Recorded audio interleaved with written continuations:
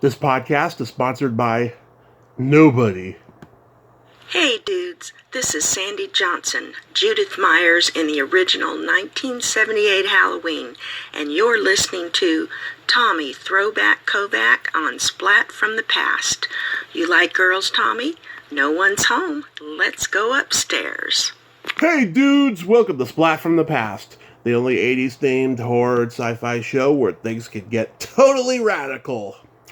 Now, I am just so excited for today's guest because I will be fulfilling yet another bucket list interview that was a long time coming. I will be talking to the gorgeous, the talented, the legendary Adrienne Barbeau. Oh my God, I mean, she's one of the great scream queens of all time, of course, from the Carpenter movies, you know, The Fog, and Escape from New York, and Creepshow, and Swamp Thing, you know, Wes Craven Swamp Thing, George Romero's Creepshow, but she was also in the classic sitcom Maude, produced by Norman Lear. That's how she started. She's had a great career on Broadway. Fiddler on the Roof and Grease were her earliest shows. She was in Back to School with Rodney Dangerfield. She's just had a great career, and it's going to be great to talk to her today. I just cannot wait. It's been a long time coming, like I said, and I am very grateful. So, here is my interview with Adrienne Barbeau. Hello. Good morning, Adrienne. Welcome to the show. How are you today? I'm well, thank you. Yes, this is such a wonderful honor. Thank you for taking the time today. You were a huge part of my childhood, and I am very humble. Well, where are you located? Redding, California. Oh, you're up there. Okay. Yes. All right. So, same time frame. Absolutely. Your weather's probably a little different than ours today. I don't know. Well, this is the first day that the sun's been out in quite a while. The last, 3-4 weeks, it's just been nothing but rain up here. Oh. Well, I'm not sure if I hate to tell you or if it's a good thing, but I think we're looking at 85 degrees down here today. Yeah, our sun's supposed to be out at least until Tuesday, and then the rain's going to start up again. Oh, well, we need it. We need it. Send it down here. Yeah. I think it'll be there shortly. Okay. So going back in time, did you gravitate toward acting early on in your childhood? No, I don't think so. I mean, I remember very early on the playground. You know, I was the black stallion, and all my friends were the other horses. But my mother started me taking ballet lessons when I was probably three or four. Mm-hmm. Enough that by the time I was 12, I actually hated it.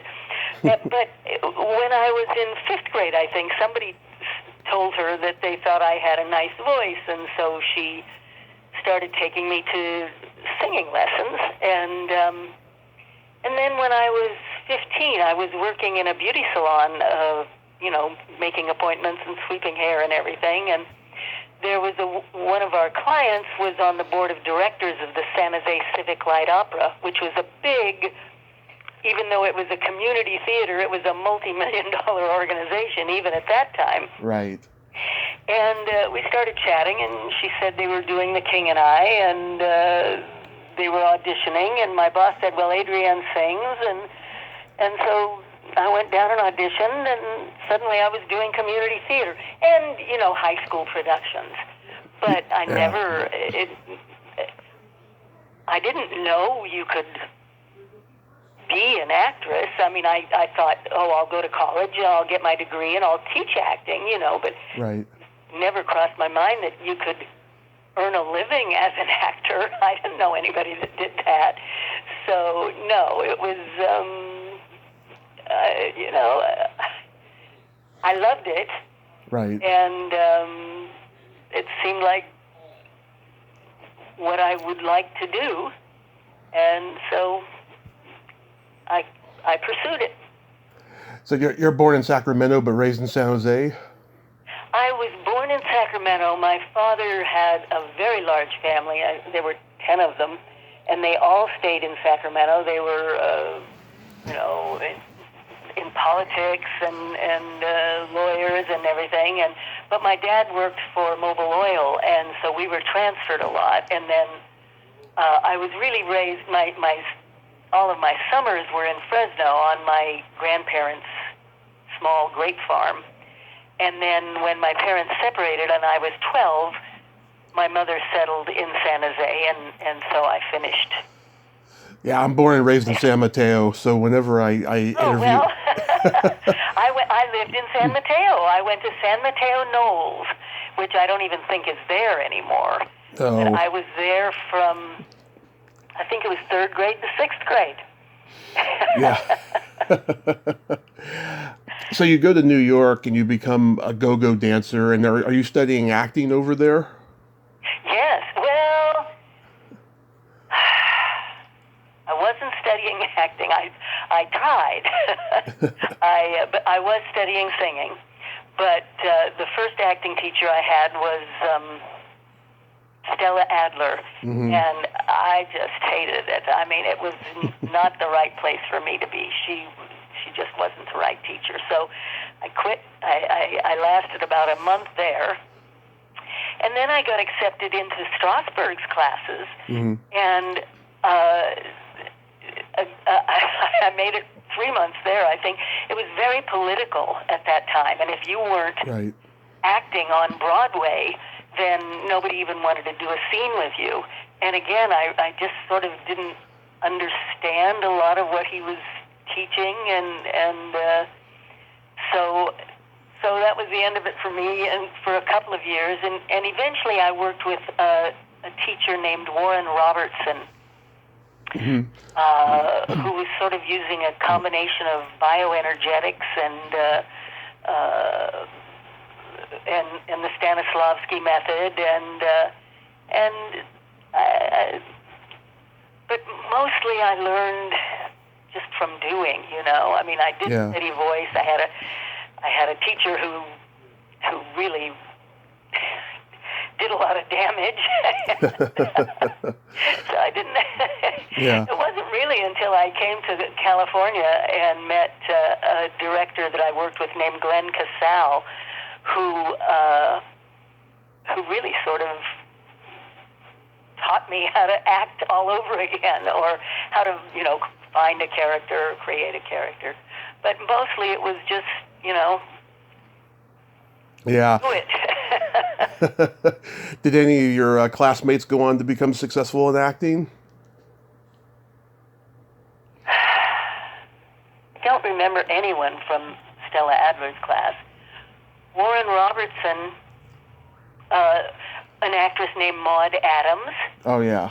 Yes, and Dick Shawn, who was a comedian. Yep. And I don't remember anyone else there.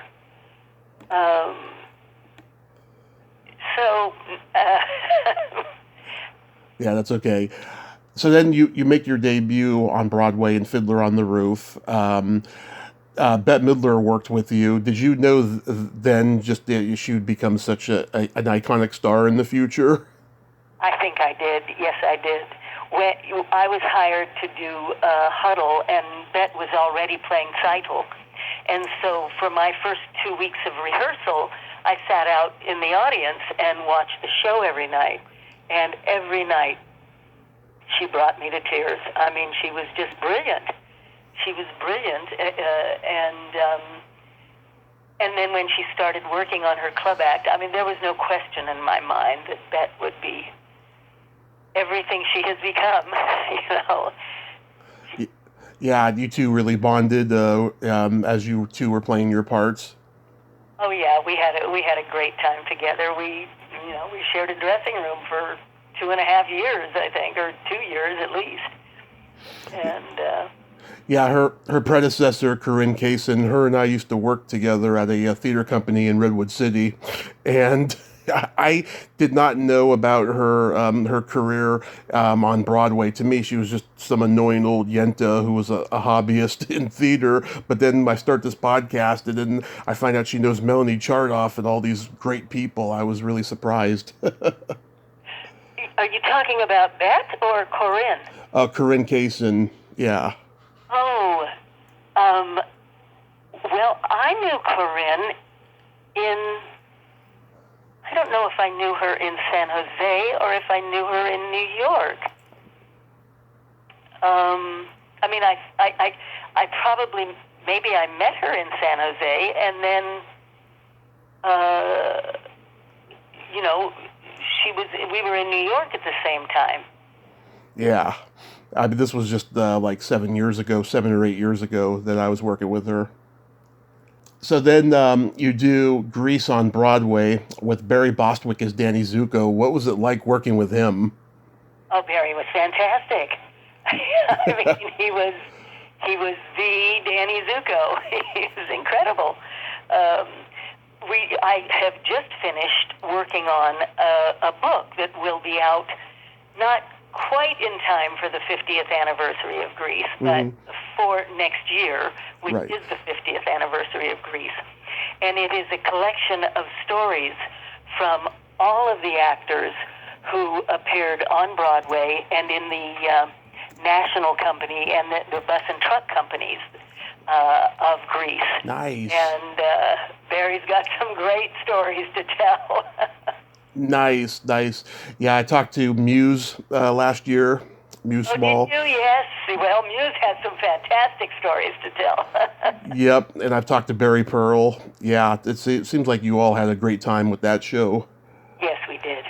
It was life-changing. I mean, in the first place, it gave me my,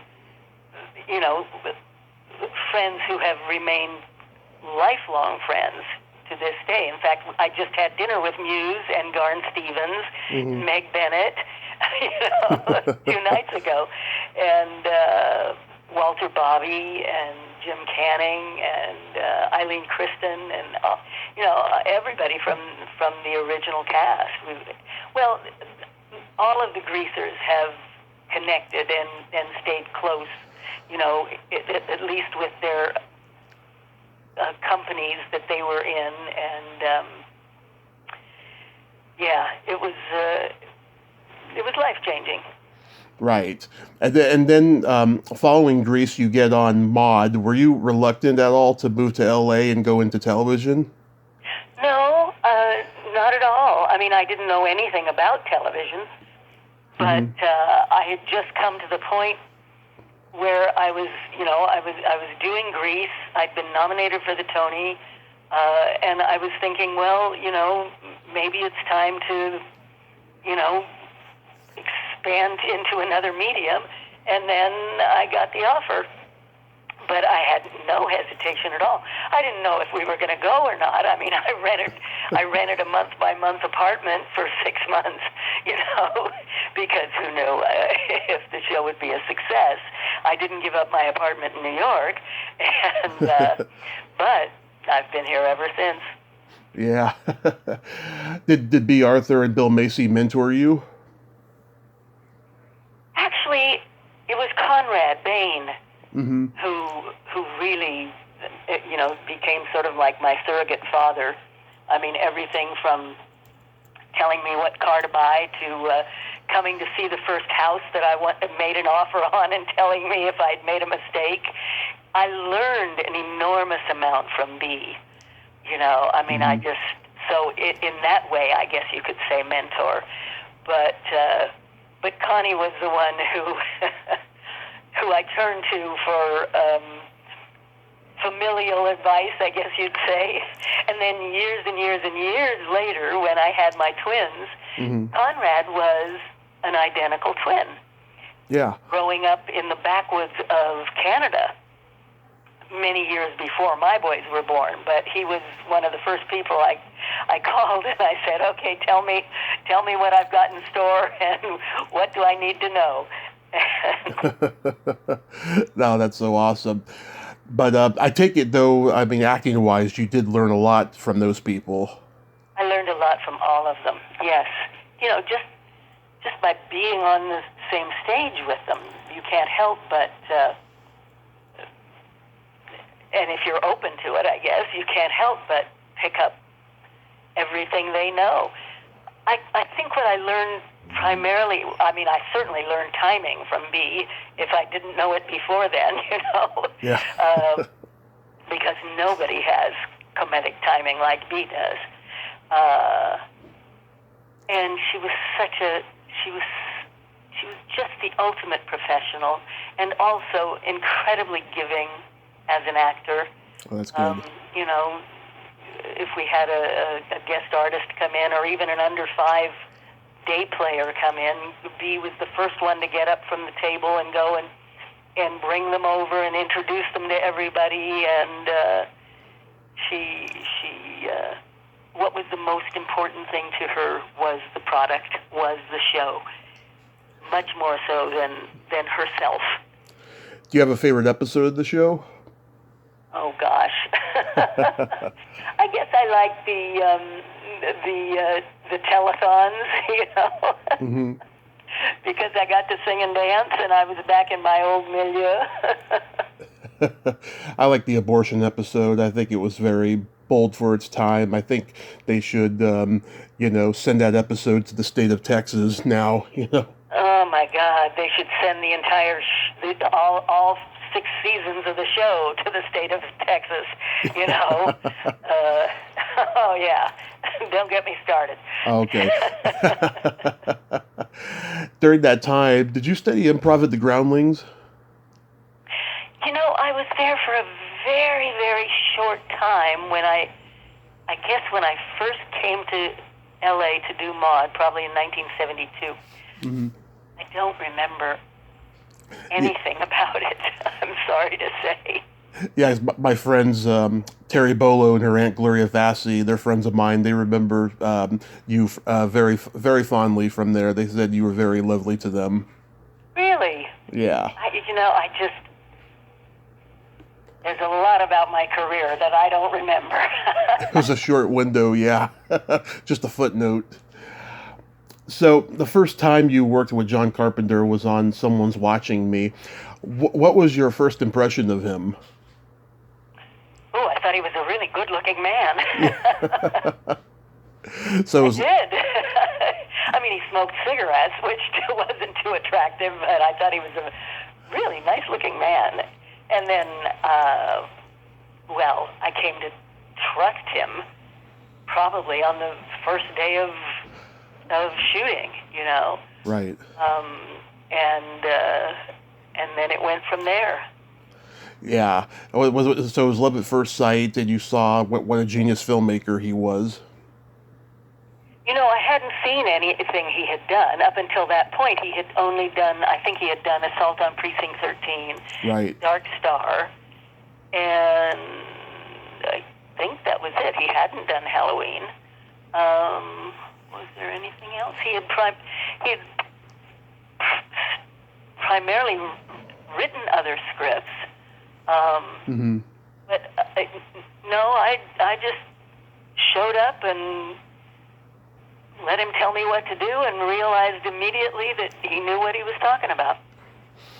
He actually gave me you talk about learning, how did I learn to act? Up until the time I did Someone's Watching Me, Mm-hmm. I had pretty much only done musicals, and I had never done a feature. And of course, Someone's Watching Me wasn't a feature, but it was a movie for television. Right. But I'd done musicals. I'd done 4-camera sitcom, live with an audience. Right. I had done quite a bit of television film work, but the first day of shooting for Someone's Watching Me, Mm-hmm. and John had written a beautiful scene. I think that role that I played in Someone's Watching Me was probably the first gay woman in a TV movie. I've never heard anyone say anything that predated it. Yeah. And he'd written a beautiful scene in which my character discloses that she's been in a relationship with a woman. And we filmed it, and John came over and he said, that was great, do less. And I said, do less? And he said, yeah, just do less. And it was like the proverbial light bulb went off, all of a sudden it was like, oh, okay, bring it down. You're not on stage anymore. You're not doing a musical. Let the camera do the work. And it's sort of been my mantra ever since, until I got into Creepshow, and then George Romero was saying, no, you can go bigger. And I just finished an episode of Cowboy Bebop. Nice. For Netflix. And she's another big one.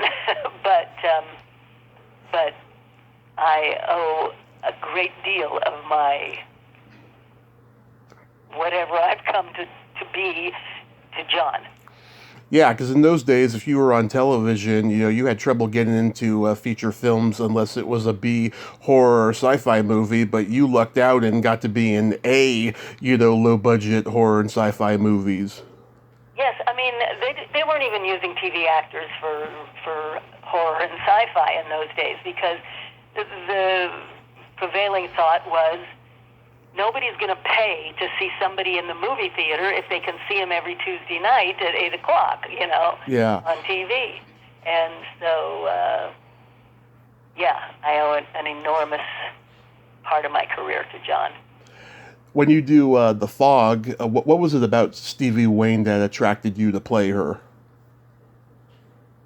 Well, she was a mom. And I love the location, certainly. I mean, I think Ray's in Inverness is as much a character in the film as we all were, as important a character in the film as we all were. And the fact that she put her own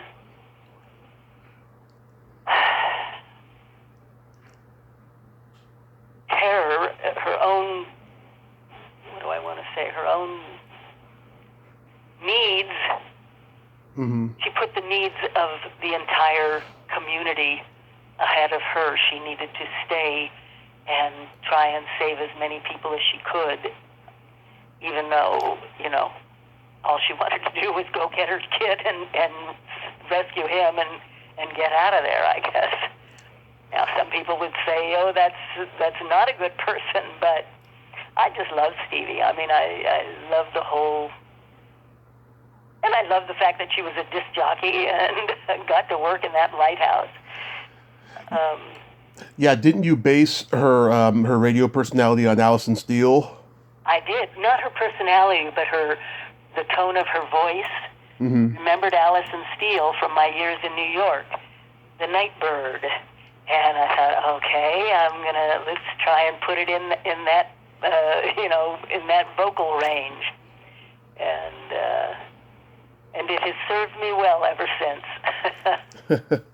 I talked to John Goff and Ty Mitchell last year, and they both praised you. Was Ty a good kid, or did he cause trouble for you? Oh, no, he was a great kid. He was a great kid. Yeah, no, he didn't cause me any trouble at all. Yeah, he was just so cute, when he says to you, "Can I have a stomach pounder and a Coke, Mom?" Right. Yeah. So when you did Escape from New York, I can imagine that was probably a grueling shoot because of a lot of physicality and running going on. It's very difficult for the rest of the guys because they were shooting nights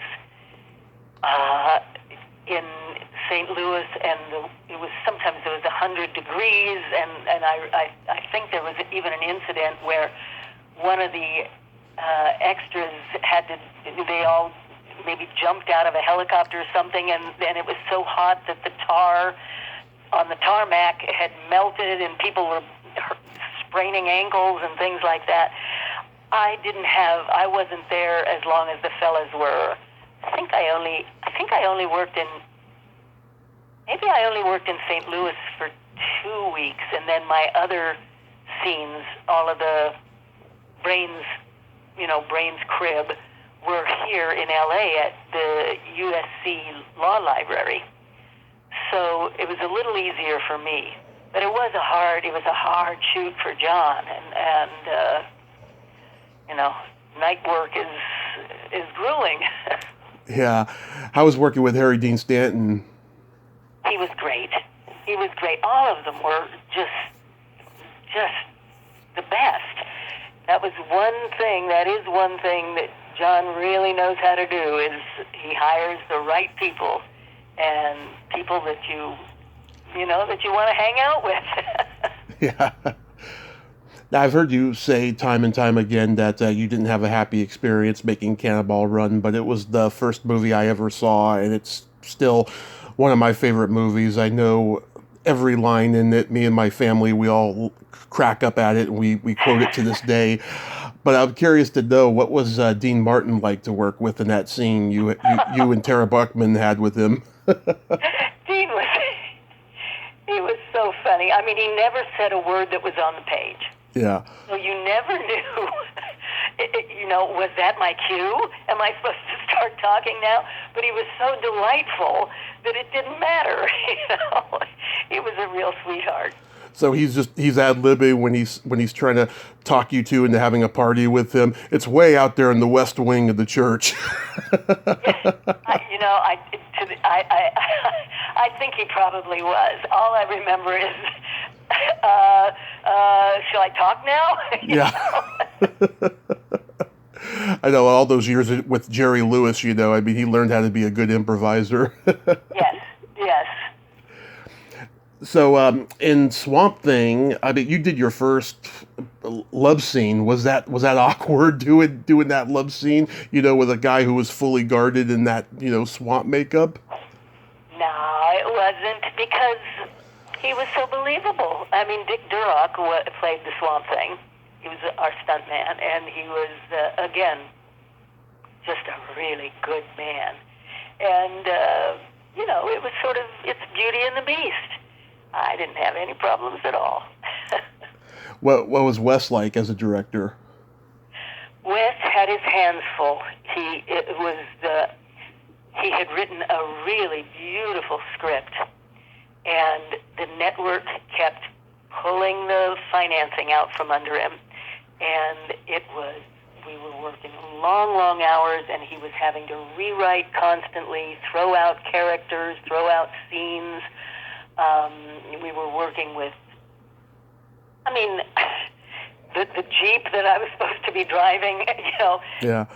didn't have a battery. I mean, it was like, they wanted, I'm supposed to hit somebody over the head with a fire extinguisher, and they didn't have a fire extinguisher, so they made one out of rubber. I mean, it was just, we showed up on the set one day, and there was no makeup trailer because they hadn't paid the bill. So he had his hands full. So I didn't, we worked great together, but I didn't really get a chance to socialize with him or be with him, and the fact that he got what he got on screen was a real tribute to his talent. Absolutely. So Creepshow is my favorite horror anthology movie, and I know that Billy is your favorite character, and you brought one of them. Yeah, you brought it up earlier. So you just read the script and you were like, oh, I want to play this woman. No. You need to read my memoir, or maybe you have, but... I haven't yet, no. No, I read the script and I thought, I can't do this. This is gross. This is vile. This is bloody and gross. And no, I'm not doing this.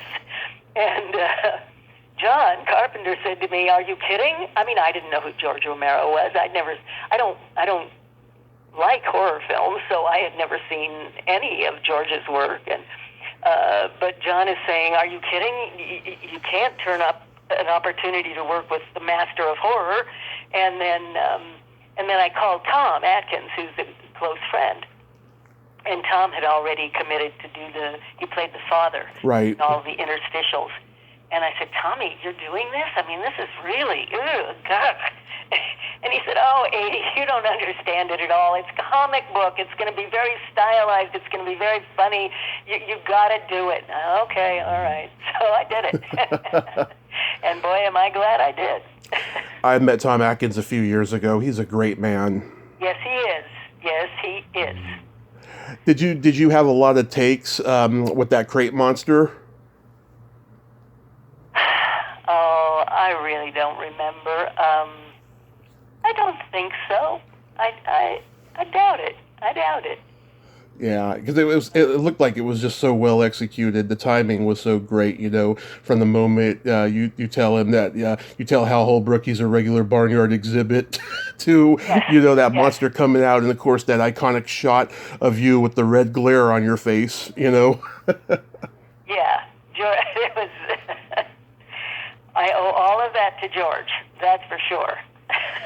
When you're socializing in real life, do you swear as much as Billy does? Not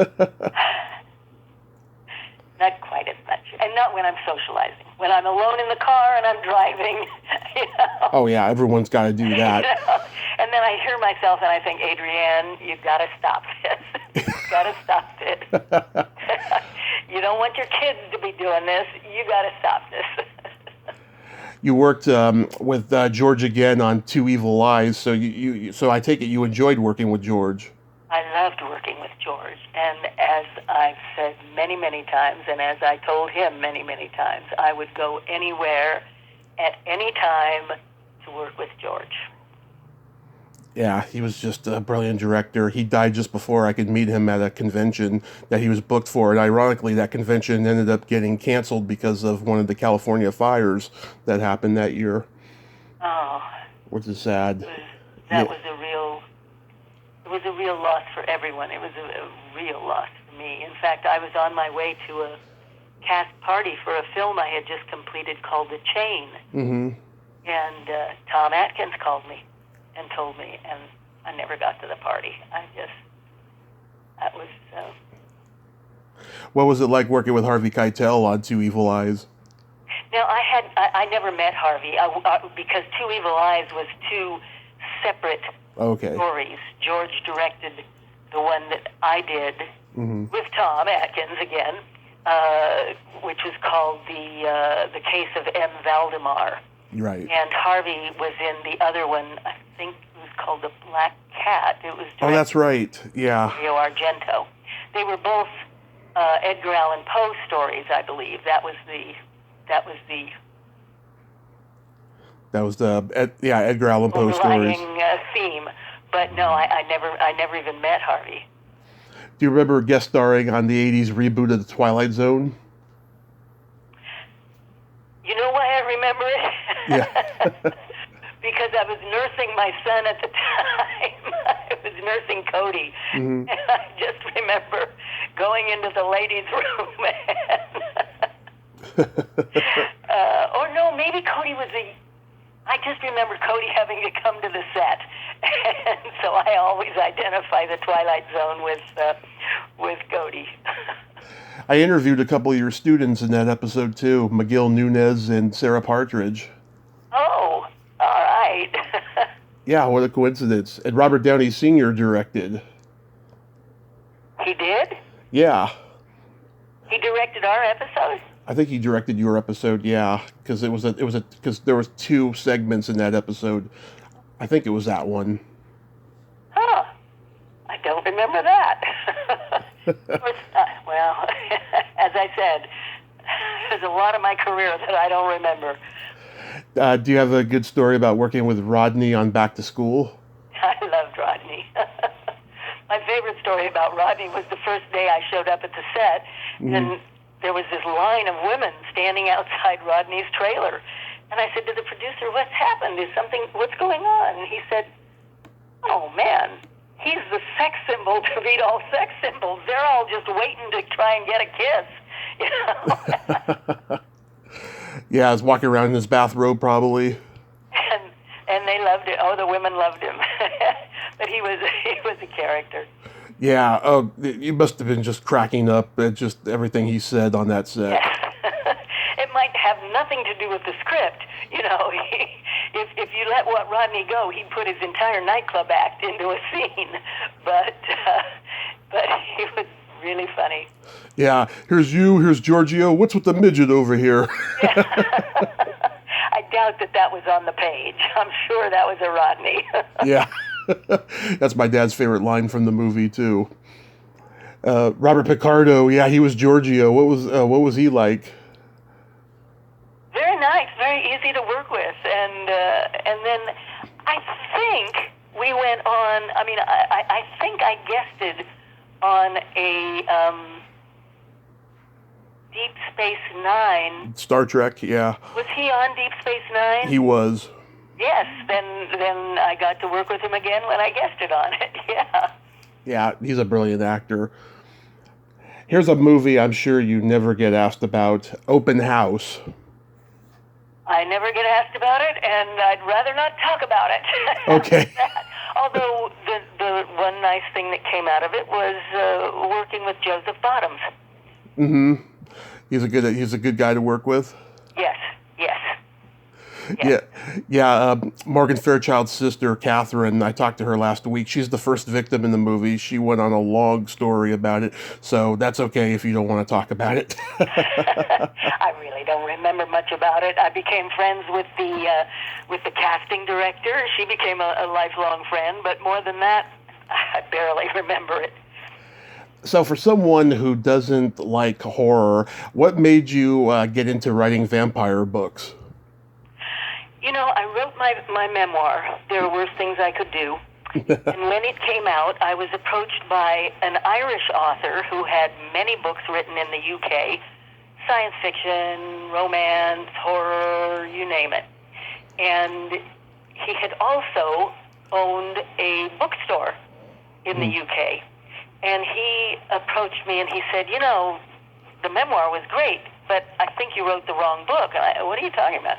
He said, no, you should write a book for your horror fans, for the conventions, and I said, well, I know I can write dialogue, I know I can write characters, but I'm not really a storyteller. I don't think in terms of plots and things. Mm-hmm. The memoir was stories I knew, And he said, well, let me help you with it. So we came up with an idea. He said, what do you want to do? And I said, well, let's make her this and this and this. She's a scream queen because they say, write what you know. She is an Armenian vampire. And she is the head of the Vampires of Hollywood. That is her clan, and they are all A-list Hollywood actors. So I got to write about my business and being Armenian, and then I made it a detective novel, really, because that's what I read nonstop. Mm-hmm. John Sanford, Michael Connelly, Julie Smith. I always have a detective novel in my hands. Lee Child. And so we wrote 6 chapters and sent them to my agent, and she sent them to St. Martin's Press, and they came back and said, we want 2. And so we wrote the first one together. That's Vampires of Hollywood. And then my co-author decided he had other things he needed to do, and so I wrote the second one, Love Bites, which was then optioned as a movie by a man named B. Harrison Smith. Oh, I know Harrison. Yeah. No, Harrison. Yeah. And then Harrison and I wrote the screenplay for that one, and now we have just almost finished. We're just adding a couple more notes. The pilot for that, which nice. We're gonna start shopping around as a series. So nice. That's how and then my publisher came back and said, I'd really like a third one. So I wrote the third one, which takes place at a horror convention in New Orleans. And that one was published only digitally. That's called Make Me Dead. So that's what and then I don't know how many years passed, and then this Grease project came up, and so I just finished that, co-authoring that, and so. Nice. Yeah, Harrison, oh my God, he makes me laugh. He's so opinionated, but he's so... He knows a lot. He's so smart. Yeah, even if I disagree with him, I can still listen to him and be entertained, you know? Yes. Were you in his movie Death House?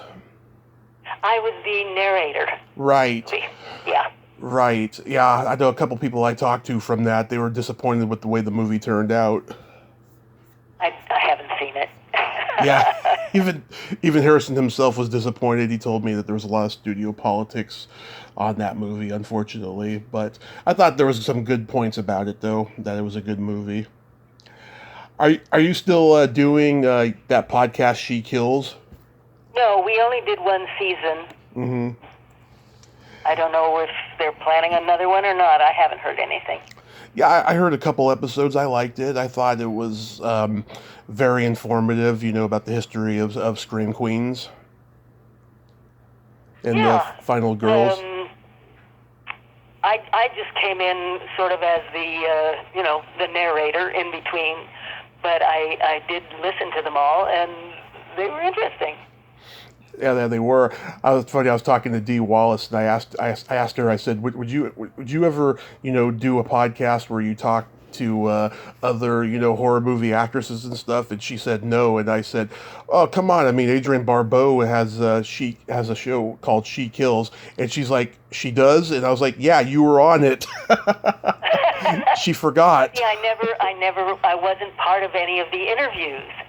Yeah.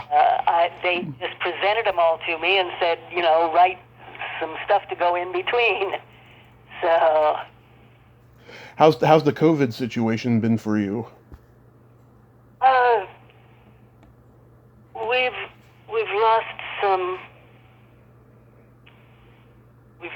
friends. Yeah. We've been all fine, although one of my sons had a pretty violent reaction to his booster. Oh. But I was fortunate, very fortunate, in that I went to New Zealand at the height of it to film Cowboy Bebop.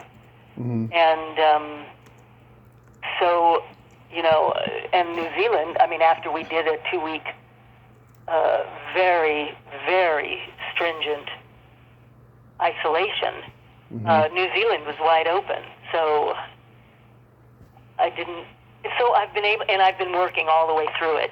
Mm-hmm. I do video captioning for the blind, mostly, sometimes from my house, sometimes I go into the studio, but I've been able to work all the way through it. I just did an episode of American Horror Story, mm-hmm. so I didn't suffer as badly as so many, many people. I'm getting my booster on Monday, but after hearing that, oh God, I hope I come out of it okay. Well, I didn't have any reaction to either of my first 2 shots, so I'm getting mine in another week, I think. I had like a 24-hour sickness with the first 2 shots, but other than that, I was okay. Good. So, do you have any upcoming projects that you'd like to mention? Well, the book, which is called Grease, Tell Me More, and it should be out, hopefully, late next spring. And I've got 2 films that are still in post-production. Unearth, which just has been airing on Amazon Prime, is a film that I did before the pandemic, but it's just gotten its release with Mark Blucas. Oh, yeah. And it's a horror film about fracking. So it's quite good. Sort of maybe more of a drama, and the horror comes in the end. Mm-hmm. And Cowboy Bebop will drop on November 19th. And I did an episode of AJ and the Queen, which is on Netflix, with RuPaul. I think I'm in the 3rd episode. It was a really nice little piece. So there's all of that, and we'll see what else. So what kind of a movie is Cowboy Bebop? No, it's not a movie. It's a series. Oh, it's a series. Sorry. Based on the Japanese anime that was so hugely popular in the 90s. Oh, it's an anime. Okay. Well, it was an anime. This is a live action. I see. Starring John Cho. Mm-hmm. And, in the 90s it was an anime series, and then they made a movie of it, all in Japanese. I don't know if it was ever released in English, I guess. We just went to the premiere the other night, and it is spectacular. It is spectacular. Nice. I think, anybody who was a fan of the anime will not be disappointed. I'll certainly check it out. And do. And do you have any convention appearances coming up? I do not. I just did one this year. I guess I have one next March or something. I'm not even sure where it is. Cincinnati, maybe, or Cleveland. I'm not sure. Yeah. But nothing from here on out to the end of the year, I don't think. I met you at Son of Monsterpalooza 2 years ago, and you were just so lovely. You signed my Creepshow poster to Tommy, your regular Barnyard exhibit, and you signed a 8x10 at Cannonball Run to Tommy. You haven't seen our equipment. I did? You must have given me that line. Yeah. And hopefully I'll see you again in the future at a convention. Okay.